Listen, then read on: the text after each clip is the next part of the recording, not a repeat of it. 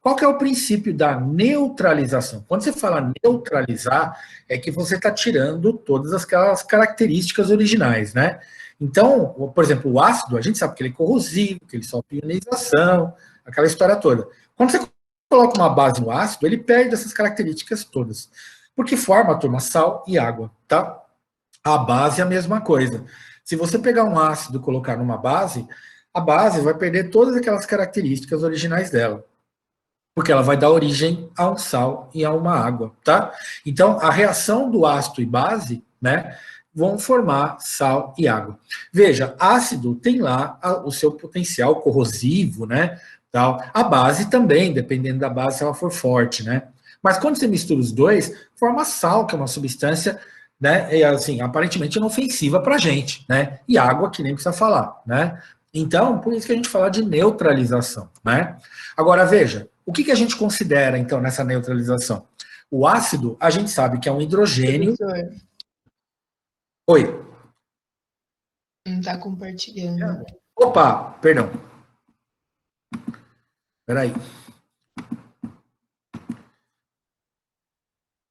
Acho que agora tá, né? Às vezes eu esqueço de compartilhar. Muito bem. Acho que agora vai. Opa, isso aqui é terceiro. Então, veja, a gente tem aqui, né, um ácido com uma base, né? Como é que a gente reconhece o ácido? A gente tem aquele hidrogênio roxinho ali, né? Então, quando uma formulação começa com hidrogênio, provavelmente é um ácido. Se a formulação termina com uma OH, provavelmente é uma base, que nem está ali no roxinho. Então, se você juntar o ametal do ácido e o metal da base, né? Aquele A ali no ácido é o ametal. O ácido é o hidrogênio com a metal. A base é o metal com hidroxila, com AH. Numa reação de neutralização, você junta o metal da base junto com o ametal do ácido, tá? Então, o Na que sobra ali é o sal, né? Metal da base e o ametal do ácido. E o H e o OH vai formar água, tá? Que é esse roxinho aí. Então, o ácido e base, turma, você sempre vai ter uma salificação, que a gente fala, né? Porque forma sal, e nesse processo de neutralização, sempre forma água, tá? Então, olha, só para deixar mais claro para vocês, essas reações entre ácido e base, elas ocorrem sempre em meio aquoso, sempre em água. Por que isso? Porque na água o ácido ioniza, ele separa em íons. Na água, turma, a base, no caso a NaOH, ela dissocia, ou seja, ela separa em íons. Lembra que ionização é a separação de íons de ácido. Dissociação é a separação de íons da base. Você fala, mas não é a mesma coisa? É, só que o nome é diferente. A gente fala ionização para ácido, dissociação tanto para base quanto para sal, tá? Então, nesse caso aí, para ter uma reação de neutralização, precisa ser em meio aquoso, tá? A gente não tem como usar ácido concentrado, base concentrada, né? A gente sempre faz a reação em meio aquoso, porque os íons se separando, eles podem trocar de lugar, tá? Então, veja, o hidrogênio do ácido vai com a hidroxila da base. O metal da base, que é o Na, ele vai com a metal do ácido, que é o Cl-. Então, se você juntar essas duas reações, você tem aí embaixo, ó, HCl mais NaCl, NaCl mais água. A gente vai ver mais para frente que esse tipo de reação a gente chama também de reação de dupla troca, porque a gente está trocando os íons. Eu troco uma vez e troco outra.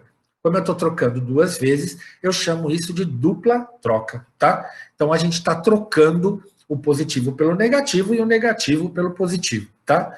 Então essa também é uma reação de dupla troca, além de ser reação de neutralização, tá?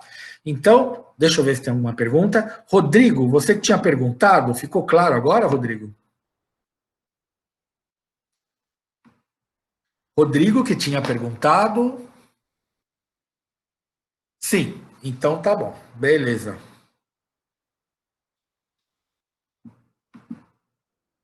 Terceiro não. Vamos lá.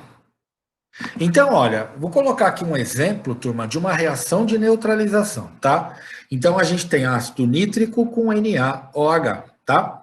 Então, veja, eu vou separar o quê? Olha, a primeira coisa que eu vejo no ácido ali, o HNO3, é o hidrogênio em vermelho. E eu vou olhar a hidroxila em azul da base, tá? Eu fico de olho ali, porque eu já sei que vai formar água e eu vou juntar o que sobra, né? Então, veja, eu separei o H e o OH, então eu tenho o metal da base e o ametal do ácido, tá? Então, metal da base e o ametal do ácido, eu vou formar NaNO3, tá bom? Então, vou formar o sal. Perceba o seguinte, turma, quantas hidroxilas eu tenho na base? Uma hidroxila. Se a base tiver uma hidroxila, é porque o Na é mais um, tá? A hidroxila é menos um, mais um, menos um. Então, para você saber a carga do sal, é só olhar o número de hidroxila. Se tiver uma hidroxila, ele é mais um. Se tiver duas hidroxilas, o metal é mais dois. Se tiver três hidroxilas, o metal é mais três. E assim por diante, tá? No caso do ácido, se ele tiver um hidrogênio, é porque esse ânion é menos um. Se ele tiver dois hidrogênios, menos dois. Três hidrogênios, menos três. E assim vai, tá? Então, nesse caso, ó, o Na é mais um, e o NO3 é menos um, menos um. Então, montei a forma do sal. O que está faltando? A água, tá? Está faltando hidrogênio com a hidroxila. H com OH forma água. Então, veja, desse jeito, turma, eu formei a reação de neutralização. Então, quando eu vou fazer uma reação de neutralização, eu sempre marco o hidrogênio do ácido, a hidroxila da base, porque eu sei que vai formar água. E aí eu pego o metal da base e o ametal do ácido. Eu vou dar mais duas reações, depois eu abro para dúvidas, tá? Então, veja, vamos supor que eu tenho essa reação aqui embaixo, ó. Ácido sulfúrico com CaOH2. Então, veja, eu tenho um ácido, começa com hidrogênio, e tem uma base, tem a hidroxila, o OH. Então, eu vou formar primeiro o sal. Então, eu pego o metal da base e o ametal do ácido. No caso do ácido, tudo que não é hidrogênio é ametal, tá? Eu separo o hidrogênio de um lado e tudo que não for hidrogênio é ametal, tá? Então, é o SO4, todo o ametal. E aí, o que eu faço? Eu vou montar a fórmula CaSO4. Agora, como é que eu sei que a fórmula é CaSO4? Qual que é a carga do cálcio? Não tem duas hidroxilas? Lembra que eu falei? Uma hidroxila mais um. Duas hidroxilas mais dois. Então, o cálcio é mais dois, tá? E lembra aqui? Eu falei um hidrogênio menos um. Dois hidrogênios menos dois. Então, o SO4 vale menos 2. Se o cálcio é mais 2 e aqui é menos 2, mais 2 com menos 2, cancela. Então, nós cancelamos as cargas, né? E depois, turma, eu vou olhar H e OH para formar água. Agora, perceba o seguinte, quantos hidrogênios eu tenho? 2. Quantas hidroxilas? 2. Se um hidrogênio e uma hidroxila forma uma água, dois hidrogênios, duas hidroxilas vão formar duas águas, tá? Três hidrogênios, três hidroxilas formam três águas. E assim por diante, tá? Então, dessa maneira, a gente começa a montar as reações químicas, tá? As reações químicas mais fáceis da gente aprender primeiro são essas de neutralização, né? São reações relativamente complexas, mas que a gente consegue montar simplesmente separando hidrogênio e hidroxila, metal e ametal, tá? Eu vou explicar só mais a última e eu abro para dúvidas, tá? Então, ó, nós temos lá H3PO4. E veja, nós temos KOH, tá? Então, H3PO4, KOH. Veja, turma, nós temos o metal, que é o potássio, e o ametal é o PO4. Aqui a gente tem que tomar cuidado, ó. Quantas hidroxilas tem a base, o KOH? Tem uma hidroxila.